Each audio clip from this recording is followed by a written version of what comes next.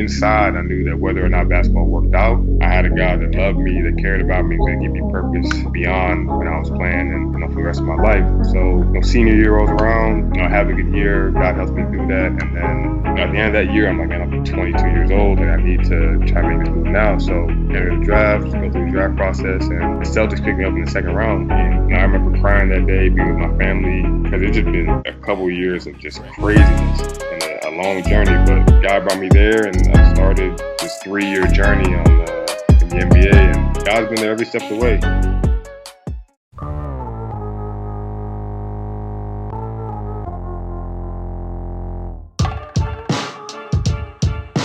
Hidden gems. Hidden gems. Hidden gems. Hidden gems. Hidden gems. Well, bless your ears, baby. I listen to Hidden Gems every night before I go to bed. I listen to Hidden Gems in the kitchen. Hidden gems. Welcome back to Hidden Gems. Today we're joined by Shimmy OJELEYE and my co-host Keenan Holdman. Shimmy is power forward for the Boston Celtics. Thanks for coming on, bro. Nah, I appreciate y'all having me, man. Well, right now you're not doing too much. You're doing quarantine like the rest of us, dealing with this COVID-19 situation, and that was a tough way to end a promising season. How does it feel to have everything come to a halt so quickly like that? It was kind of I think it was a shock for everybody. At first, we didn't really believe it. We're kind of thinking we'd be back in a couple of days or a week. And now we're looking at about, I think, 3 weeks coming up right now that we haven't played. So it's just been a shock and an adjustment. Yeah. What have you been up to during this quarantine? I know you got a busy schedule compared to most, but what does your day-to-day look like now that you're in quarantine? I mean, first couple of days, I was just like, it just felt weird, like not having to wake up for practice, not having to go to the gym and get workouts in to get ready for the next game or watch film. But couple of weeks, I've just been trying to, first of all, getting the word. I did that regularly during the season, but now it's like I've got extended time to just read and pray and see where God's got me. And then after that, I really just lift and run. I can't really touch a ball or go shoot. I can dribble, but there's really almost so much ball handling you can do. And then right. after I work out with that, I just try to connect with some people. A lot of people are scared right now. Family checks in with me, I check in with my friends. There's people that might be older or someone that might know someone that's sick, and you just try to connect with them.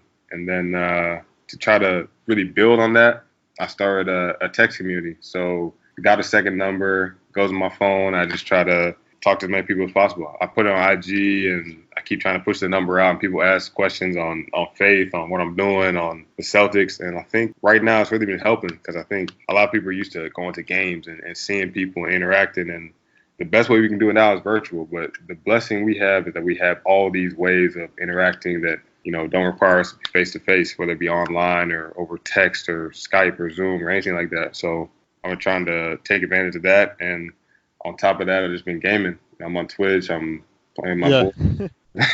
Doing that for hours, like late night, probably from 8 till 2. I'm on the game playing, something. Yeah, and we'll get into that later, and I also definitely want to get back and touch on that faith aspect later in the podcast. But before we get into that, I'd like to take a step back and kind of go through your journey to start this off, just growing up and then your time in college and how you got to where you are now. If you could just kind of give us a quick run through of, your journey.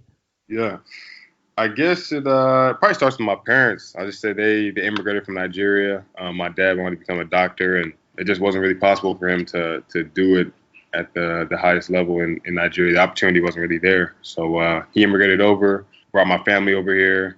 He had a tough time getting over, but God got him through his troubles of establishing himself, passing the exams and whatnot. And then they had me over here. And then we grew up in Kansas because he went to KU. So I grew up in a small town, not a whole lot to do, really a cow town. So it was really either try to make it out or just stay there and work. And basketball was my ticket out.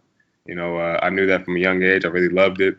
And it's all I wanted to do. I didn't want to do school or follow my dad in his footsteps or anything like that. So I just hooped all day. And getting into high school, I realized that I was going to have to work a lot harder if I was going to make it to college, because being from a small town, you think you're good, but you step outside of it and you start getting cut up. So I realized that hard work was going to get me there, and that's what I focused on, and it got me a long way in high school. I had a good high school career, won a state championship. I'm feeling great. I'm getting some scholarship offers, and eventually Coach K calls, and sign me up. I can't pass it up. So right, yeah. I go to Duke, and step on campus, and it's just like a culture shock. I'm like, I've never been away from home that long. I'm at the campus, people are drinking. I'm like, I don't know what to do. Like, there's girls everywhere. I'm trying to figure out when I should wake up for practice and figure out when to do my homework. And they're killing us on the court. And I'm like, this is crazy. I'm tired. I'm stressed. I remember calling my mom like the first week. I'm like, Mom, I can't handle this. Like, I'm crying to her on the phone. Like, this is tough. And she's like, just stick it out. So I do. I try to grind it out, and between trying to figure out what to eat and how to get through conditioning, my first year did not go well. I didn't play well, and as soon as that happened, coach pretty much benched me for the rest of the year. So that was tough. Just trying to overcome that and realizing that I wasn't going to play that first year after being like the man in high school. So that year ends, I'm like, man, what am I going to do? People are like, stick it out, you'll get better. So I stayed that summer, put work in, finally kind of adjust to being away from home. And second year rolls around, I'm feeling good, playing well. The preseason hits, I'm playing well still. And then first couple regular season games, I can't remember what the stat was, but I think I shot like 1 for something awful. And pretty much, again, the same story, like the Twilight Zone. Coach benches me and it's quiet. We get to like game 8 of that year, like December-ish. And my AU coach calls me. He's like, man, like if you really want to, get to the next level, I know the NBA is your goal. You're going to have to pack it up because this is not a good situation for you. And that hurt, thinking about the thought of leaving Duke, leaving the opportunity, and realizing that I failed at that moment in my life. Being 19, almost 20 years old, like, man, I really couldn't cut it here. And not knowing where I was going to go was tough. So tell Coach K, I'm like, I thank you for the opportunity, but I need to go somewhere else. He's like, do you know where you're going to go? I said, no. And he's like, what a mistake. And I was like, man, that's tough too. I mean, I guess on the outside looking at it did look like a mistake leaving Duke. But, I just knew that my goal was being the NBA and that where I was stuck. So I needed a fresh start. And I go home. I'm sitting at home, not talking to anybody. I'm like, I just feel, I don't want to talk to my friends. I'm like, man, they just watched me go there, just completely crash and burn. So sitting at home, working out, not knowing what to do. First person that calls me is Coach Brown at SMU. As soon as the NCAA allows him, he calls me, comes to the house the next day and says he wants me to play for him. And in that moment for him to do that as a Hall of Fame coach and be like, I believe in you, I really want you to come play for me. I'm like, man, I trust this guy. And I had other schools calling that recruited me earlier, but Coach Brown was the one that I felt like really was going to give me another shot. And I go to SMU, and I decided to go there within, I think, 2 or 3 days and get on campus and start the journey to try to get back. And I realized I had to sit out for 6 months until the end of that year, and then the start of the next season. The summertime comes, and I'm sitting there, and I'm like, man, I'm getting ready to play. And my AU coach calls me again. He's like, SMU has a sanction on them. Their postseason is going to be canceled because back-to-back violations that they just found out about. So that would leave me like 20 games to play that year with no postseason. He's like, if you play that, it means you're going to be a senior next year and have basically 1 season to play. But if you sit out, you'll have 2 full years to play instead of just 1. So it made sense to sit out again. Now, mind you, I've been sitting out for a year already. I'd had to sit out another calendar year. Plus, I didn't really play my freshman or sophomore year. So it'd been a while since I really got to play. And this is when I really hit a wall. And this is when I got depressed. I'm already not really talking to people because I just transferred schools. I don't know people. I couldn't travel with my teammates until I think after a year of actually like being a transfer because you can't go on the road with them. And this is when God really like tapped me on the shoulder. It's like, Shim, like, you're not really talking to me. Like, you come to me when you need something. You come to me when you feel like you're a little lost and you need a little scripture. But on the day to day, like you don't really have a relationship with me. So that's when I'm like, God, like I need purpose. Like I don't even know why I'm living right now. I'm just kind of existing. And I decided to spend time with God every day. And it started off with just 30 minutes. When that happened, that's when I felt like I had purpose outside of basketball. Now I still had to wait, still had to work out, still had to get better. But inside I knew that whether or not basketball worked out, I had a God that loved me, that cared about me, and was going to give me purpose beyond when I was playing and, for the rest of my life. So, senior year rolls around, I have a good year. God helps me through that. And then, at the end of that year, I'm like, man, I'm 22 years old. Like, I need to try and make this move now. So, enter the draft, go through the draft process, and the Celtics picked me up in the second round. And, I remember crying that day, being with my family, because it just been a couple of years of just craziness. and a long journey. But God brought me there, and I've started this 3-year journey in the NBA, and God's been there every step of the way. It hasn't been perfect. There's been ups and downs, but just the lesson I learned in college just stuck with me till now. Yeah, that's really cool. I mean, I feel like, I think that's incredible. I obviously don't know you as well as Justin does. I know your game. I've watched you play. But from that story, man, I think that's incredible.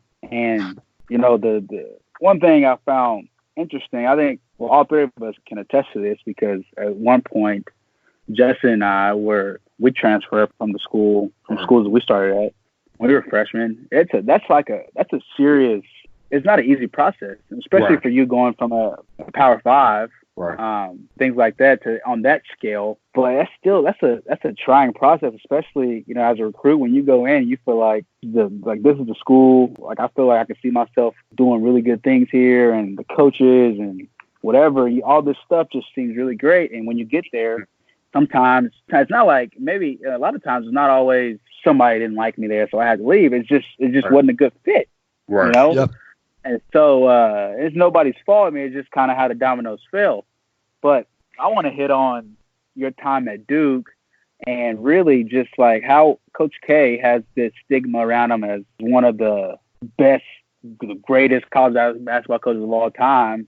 Like, what do you feel like for him and being part of Duke? Like, how do you take him? How do you feel about him? How do you feel about your time at Duke? Yeah. About the program in general? Mm-hmm. That's a great question. I always tell people if I could do it again, like I'd still go to Duke. I learned from him so many things, just about being disciplined, about watching him motivate the team, about the way he conducted himself as a true coach and in many ways a professional at the NCAA level.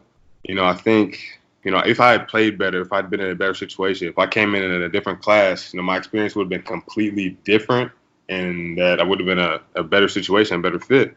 I think the situation I came into, me not playing well, the guys that I was playing with or that were ahead of me, like Jabari Parker, like Rodney Hood, they were already there. It made it tough for me to find playing time, and coach, he's one of those guys that, winning comes first. So, I take all the blame for the situation, and obviously he's won because, he knows how to win, and whoever's ready, whoever's playing well at that time, he's going to play them. So he is a great coach, a great motivator. As far as developing guys, I think it's not the best place if you're not, going to hit the ground running. I think there are other schools, probably other coaches that, get guys and realize that they might not be ready and, might help them get along a little quicker. But, Duke is tough. They expect them to win, and they've done that at a high level for a long time. Yeah, like we talked about, I mean, everybody's experience is different. But, I mean, for me, even too, the experiences that I took from my time before I transferred, and I'm sure you could say the same, are very valuable either way, no matter how you look at it. I'm sure those expectations at Duke were even higher, especially coming in as a high school kid. Right. And everybody's great in high school, but then you make that turn to the next level and, everybody's as good as you. So it's definitely a big adjustment that everybody has to make. That's interesting. How important for your basketball career was that change to SMU? And how important was it for you as a person and a player to spend that time at SMU finishing up college? Man, it was, I guess it was a turning point, not to be cliche about it, but like it really was. I mean, when I left, I really felt like I just had no reason, no purpose for just living really, because basketball has been everything to me. Like, it's sad to say, but it was like my God and like my idol at that time. And that was like the first time in my life that I had taken away. Like, I'd never been seriously injured, thank God. And I'd always played as much as I wanted to play. But I transferred all of a sudden, like I had to sit out. I didn't know people. I couldn't hang with my teammates. I didn't really know them either. And I'm just sitting there like, man, like, what am I doing? And God got a hold of me, so my relationship with him grew. And then as a player, I got to just hone in on my skills just by myself and just find that love for the game that you have as a kid playing the driveway again in college. And I think that time alone helped me to kind of solidify who I was. And then when it was time to play and get to know people, I was better for it. Yeah, for sure. Let's move into your time with the Celtics a little more. You had an interesting role with the Celtics coming into the league and coming off the bench, but also playing a role of a lockdown defender. What was it like for you to kind of embrace that role and be in a new environment and even, get some playoff starts and be thrown in the mix at different times? Your experience has been up and down, but you've been steady through all of it, which is pretty remarkable. Can you speak on, your experience so far? I think I'd probably credit my time in college sitting out for helping me when I got here. I mean, high school, you're getting buckets, and I think we can all, if we played in college, can attest to being in high school, being the man, and doing kind of what we wanted. And then I got to college, I had to sit out. And then, I had a good senior year, but I knew that when I got to the NBA, my role would change again. So I had that in mind. I didn't know what my role was going to be. I think my biggest thing is just winning and playing to help my team win. So however I can do that, I'm going to try to do it. And I think I realized that when I look to my left and I see Kyrie and Al Horford and Gordon Hayward, I'm like, man, not too many shots away.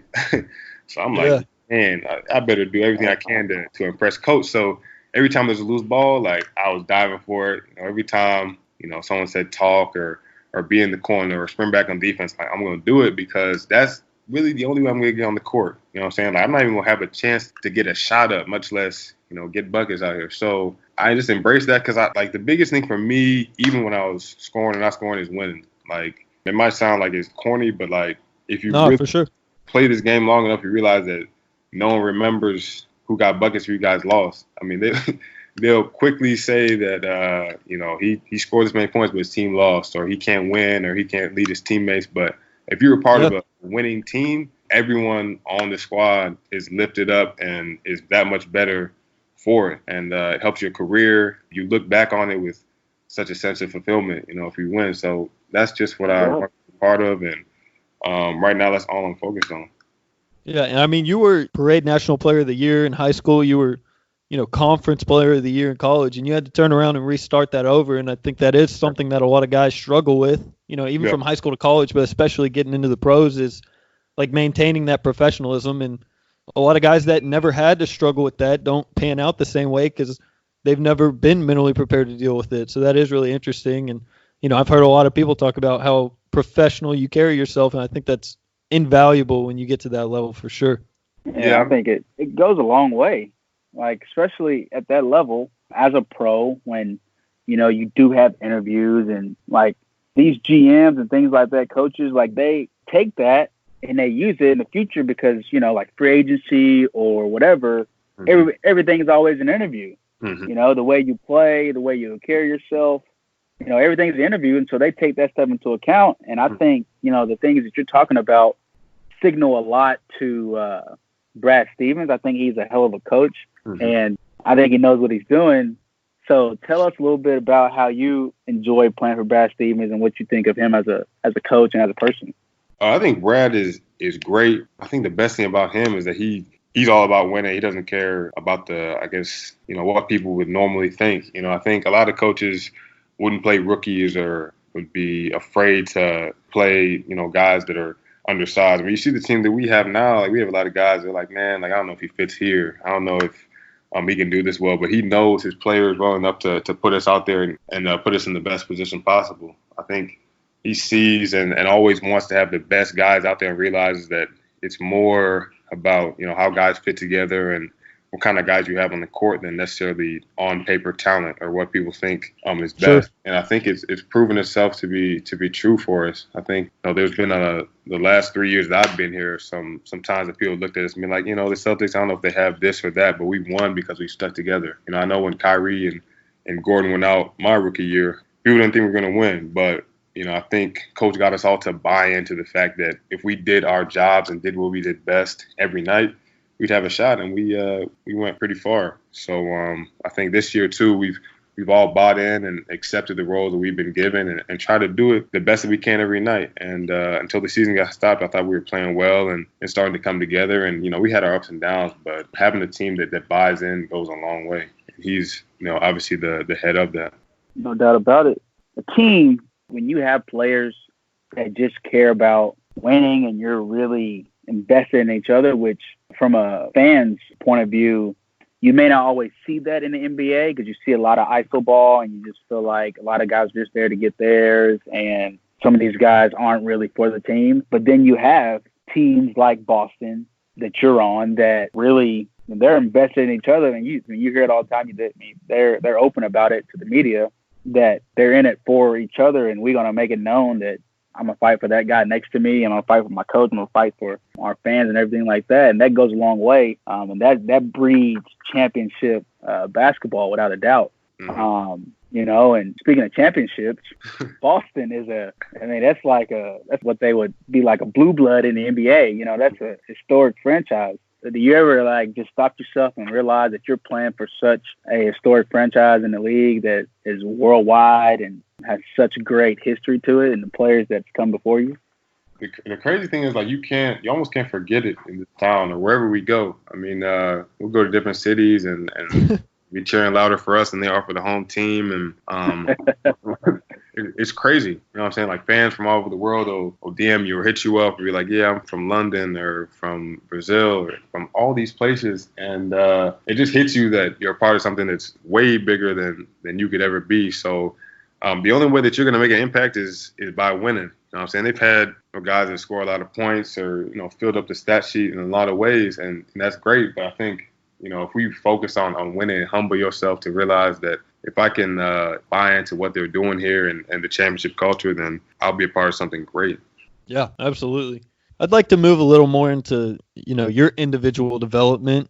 You're known as one of the strongest dudes in the NBA, but you're also a highly skilled player. What have you done? We'll start on the physical side. What have you done to develop your body physically? I know from your time in college, even you've had a strong frame, but what have you done to develop and push that limit physically? I mean, I think people ask me all the time, like, how do you get strong? And obviously, like, one is like genetically, like, you have that makeup, and like that's God given. But on the other hand, like, I think I've been very consistent in my work. And I think I've been consistent in the way that I approach each lift. Like, there's never a lift where I'm like, man, I'm going to give it 80% today or skip reps. Like, when I'm in there, like, I think all my strength coaches and teammates will say that I'm trying to almost kill myself when I'm in there. And it's not to prove a point, but it's just to push myself, because I know that if I put in that work, then I'll have no regrets when I get done. And we have a short time to do this. So that's, what I have to do to try to make an impact. And, I think I've done that so far. And I think along with the strength is trying to maintain some mobility. So working on lateral quickness, working on explosion, trying to stay flexible. Because, I mean, the guys out there aren't only strong, but they're fast, they're quick, they're agile, like, their movements are fluid. So if you can keep up with those guys and still have that strength, I think it helps you be more effective. Yeah, and that's interesting you say that. I don't know. A lot of people might not know this, but, your training regimen has kind of changed. When you were at Duke, it was a little heavier, and then you've kind of turned and focused more on mobility to kind of balance it out. And one of those people that's been really helpful for you is Paul Fabregat's PJF. How has training with Paul changed your regimen and made an impact on you athletically and physically? And so if you could expound on, Paul's impact. He's been great, because, I mean, I think as strength coaches, especially when you see someone that's strong, I think you kind of start to lick your chops a little bit. Like, man, I can make this guy even stronger. Like, he's a freak. Like, let me try to see. Right, yeah. And I've had to do that with me, and it just wasn't right for me. I mean, I think the best thing he's done is just realize that I have this base of strength. I'm a guy that is going to always push myself. So, the strength isn't something we're trying to gain at this point. You want to stay strong. You want to, keep what you have. But I think it's more about, being explosive, being in even better shape. Because that's another thing about having strength. If you wear down quickly, then there's no point. You see the best guys in the league, they're great because, their best step, their best rep, their first or second quarter when they're feeling great it's amazing, but they last. In the fourth, they're running just as fast as they were in the first. So conditioning is a big part of lifting now. So doing more reps, we're higher intensity, we're taking less of a rest. And I think all that is kind of culminated into me feeling better on the court and producing more. Sure. And I thought it was interesting when I read that, Paul said, genetically, like you said, you'd still have a great NBA body, but the way that you've grinded and been consistent, that's what's really separated you and set you apart as athletically being ahead of even those in the NBA. Yeah, it's a crazy thing to think about, but I think the number of guys that play basketball around the world is unimaginable, and there's always somebody working. And the difference between an NBA athlete and someone that's playing in another league overseas or a college guy is not that much. So sure. Being so small, you have to put in that work, because there's only a few LeBrons and Zions and guys of that caliber that just have that other world athleticism. The rest of us have to grind and make it a game of inches and seconds. Sure. So, how do you think, how important has like the Celtics staff been in this process? Like, what guys on that staff do you feel like has helped you in your game since you've been with the organization? One, I say Scott Morrison. He's the assistant coach that I worked with when I first got here, and I still work with him now. And then I say Gordon after that. Those two, I remember that first summer we went to San Diego, work out with Gordon, and him and Scott and I, like, we've been working together for 3 years, and we just kind of hit it off. First of all, I thank Gordon for even letting me work out with him. I was a rookie. He's an all-star, one of those superstar players. And, he let me work with him that summer, all season working together. And he just pushed me, and I saw his work ethic and, the elite player that he was. So I always had to try to lift my level to try to match him. And then Scott, just showed me the ropes. I mean, he was the head coach for the Maine Red Claws, for the G League team for, I think, the 2 years before he got with the Celtics. And he's just been the guy that just showed me how to, not necessarily how to work, but how to work smarter. So, me, I'm always trying to grind, smash it. And, for him, he's been through a longer season. So he knows how to not only work, but, keep yourself fresh and work at a smart pace. Because that's the thing about the NBA. If you go at that breakneck college pace that you got, you won't last. And if you burn out in the league, it's going to be too late. The season is 82 games, playoffs. And the mental grind and the consistent pressure from, fans and the media, it can get to you. So, him being through that just kind of helped me to adjust to it and asking questions on how do you work smarter, not harder. Right. And off of that, you talk about, being diligent and working smart. And you've done the same thing when it comes to skills in your off season, being very consistent. I mean, you work with Pure Sweat. That's where I've gotten to know you and help with your workouts and been a part of that. How much has Drew Hanlon helped you and changed you as a player since coming into the league and in the Pure Sweat fam? Drew's been invaluable as well. I mean, I think the biggest thing about Drew is he's going to get you right mentally. Because, I mean, he can teach you all the moves, but, if you are in the right frame of mind to do those things on the court, then it's not going to help. So I think just the relationship that he's helped us build is just been great. And, just the trust that I built with him. And I guess I think he tries to have a family atmosphere in there. Like, you just go in there, you're going to work, and it's not going to be a production. 'Cause I think a lot of times when you get to this level, a lot of things around you just seem kind of fake, and he's never been about that. For sure, yeah. We get the work in. We got guys from college. We got other trainers in there. We got guys that just want to learn the game, just love the game, and I think that's what makes it a great atmosphere and it's helped me to grow so much. Yeah, absolutely. Moving into your faith aspect a little more, how much of a difference, you've touched on it, but how much of a difference has it made for you, and how have you grown as a Christian, through your journey? And, the NBA lifestyle is tough. It can be very challenging for any person. And how much has your faith made a difference and kept you grounded as you have this NBA career? It's been like everything. When I say everything, like on the court, off the court, good times, bad times, like guys been there for me. And I'll say that, I just thank you for being patient with me in this journey. I think, people see me share about my faith or talk about it openly and be like, man, you must be a great Christian, or I see you do something good. Like you must be really close to God. And, I've worked at it, but it's a journey every single day. And every single day, like I need the same grace that I did when I didn't know God. So I think my comment, I guess my encouragement to people is to not think that you're not close enough to God or that you'll never get there. Because even those of us that have known God for a while or have, advanced in our faith, like we're still learning things. We still have bad days. We still have days when we're like, man, like that was not godly. What I was doing today, like was not right. And God still loves us as much on our worst days he does on our quote unquote best day. And that's the best thing about him is just that he just really sticks with us and takes the time to keep working on us no matter how far away we drift or how much we neglect him or how much we think we know, he still keeps working on us because he wants our absolute best. And just being in the NBA, is a challenge, a lot of distractions, a lot of people that will say negative things, a lot of opportunities to do things that might jeopardize your career. And I think that's the word, having good people around me that also believe in God has helped me to get this far. Because if I didn't have those people and this faith, I definitely wouldn't be here. Yeah, absolutely. And I think it's really cool. You post devotionals every day on your IG, and that reaches a lot of people. You have a great platform to do that. And it's really cool how you use that. Off of that, before we let you go, we're going to hit you with a few questions for a speed round. I'll let Keenan ask the first one, but you just fire off answers before we let you go. All right, do it.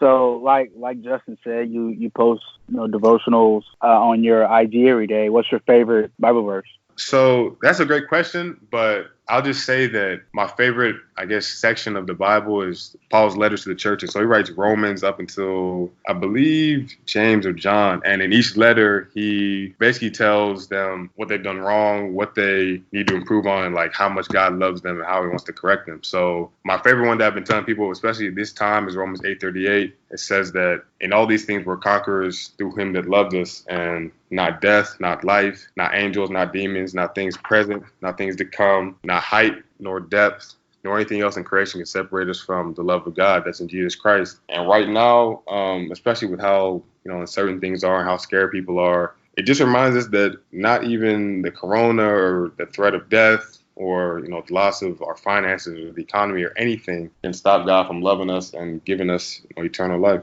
For sure. Yeah, that's dope. Appreciate that. Like you say, you're stuck in quarantine, and from 8 to 2, you're on that Twitch stream. What's your best video game? Right now, I think I'm best at Call of Duty. Like, I've started to really pick it up on there. I've been playing that a lot. I've been playing Apex Legends. Really, there's not a game that I really haven't tried out except for 2K. We got so much time right now. Right, yeah. You've been playing Warzone or multiplayer? I can't stand Warzone. Like, it's so... Bro, every time I drop in, bro, I like pick up a gun, I'm back. Or like we grind for like 20 minutes, kill a few people, get to like the last zone, sniped. I'm like, no, like I can't do this, bro. Oh, I can't stand it. No, for sure. I mean, some of the pure sweat. Myers is an elite COD player, and there's some other good NBA players. Would you rank yourself in that top tier of NBA gamers? I think so. I mean, I think if you watch one of my streams, some of my clips, I think I'm up there. I think we all spent a lot of time on it, and I've gamed with Myers before when he was playing Fortnite, and he's a good player, no doubt about it. Who's the best gamer on the Celtics? Gordon's good, but he plays like League of Legends, and like he can play like League of Legends is tough. Like I don't know how to play. I'm just saying like he doesn't play like 2K or Call of Duty ever. So I think on the Celtics, as far as like those games go, I'm best. But VP is good, Tice is good. I think Smarty plays a little bit too. That's fine. Keenan, you got the next one. Who's like your funniest teammate? Who's the funniest teammate you've had so far? We got a funny squad. Period. Definitely, I think consistently it's probably Smart. Like Smart is like, oh, bro. Like I love Smart because he brings energy like every day. Like no matter what's going on with Smart, like he gonna bring it. And you don't find too many people like that, man. All right, who's the funniest pure sweat guy? I'd probably go. I think Kelly, bro. Hey, Uber, like, bro, the fact that he wears like a beanie to workouts and like all of his ice is jokes. Like Kelly is like, it's hilarious, bro. Yeah, I mean, you got JC wearing little caps. That's what I'm saying. Shaq is jokes too, because he works so hard, gets so mad at himself. He like Shaq, like, bro, you grinding like so hard right now. Like, give yourself a little love.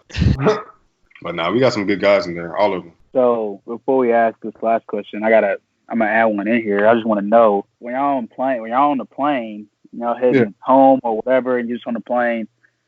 Are there card games? Are there dominoes? We kind of shifted. Like, my first year, we were big on. We played a lot of Uno, a lot of spades. Those got fired. Uno, especially with like 4 or 5 guys, like it was crazy. And we played like if you had like the same card, you could just like throw it down. So that was getting crazy. Oh, you played crazy Uno. Yeah, people call it bunch of different, but we played it. Yeah. That was just the normal way we played. So we were throwing cards like draw 4, draw 8. Like it was wild. Our second year, the cards games were kind of different. I'd probably say it was more spades and then more dice too. And the dice games, like, bro, it was like $100 hands. So that was no sir. Yo! I'm like, nah. I'm looking at my wallet like,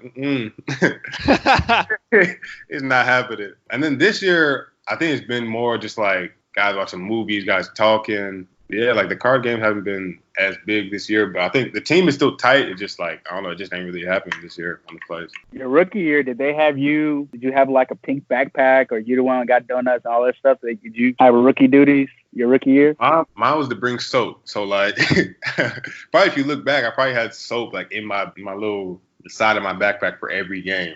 Like, make sure you bring soap. Make sure you bring soap. Because I remember one game we didn't bring it, and they fined us something crazy, and like I was like, all right. I went to Costco looking like an idiot, got a whole cart. I still have some of the soap on top of my cabinet. Like I bought like $500 worth of soap, Dove soap. I was like, That's bro, awesome. like never again they gonna catch me without it. Yeah. So, what piece of advice would you give to like aspiring hoopers, like day-to-day habits? Like, what would you tell the younger generation that aspire to be, anything really, not even just a hooper, but for anybody? I think my best advice is to find something that drives you. And I'm talking about like a reason that goes beyond like, I want to make money, I want to be famous, just I want to play in the NBA, I want to be a doctor, or, I want to invent something. Like that's great, but you need to have a deeper reason that's going to get you up every day, because you're going to hit a wall. Like at some point, like it's not going to go right. Like it might be tomorrow, it might be next week, it might be, when you've already made it there and you realize like, man, like I have no motivation anymore. Because if you don't have that thing, then when you hit that adversity, like you're probably going to fold or it's going to break you. But if you can find that, for me, faith, or for you, it might be inspiring the next generation, or it might be your family. If you can find something that really drives you every day, then whatever you're doing is going to be easy. Whether the day is tough or not, you're going to be able to keep going. Yeah, absolutely. Appreciate that. That's awesome. Wise words. And we really appreciate you coming on Hidden Gems, and you're kind of a hidden gem of the NBA yourself. You got a big career ahead and a breakout season and great things ahead for you. So we really appreciate you coming on and being a part of this with us. No, brothers, I really appreciate y'all, man. God bless. I hope y'all stay safe, stay healthy, and hopefully we all back to somewhat normal soon, man.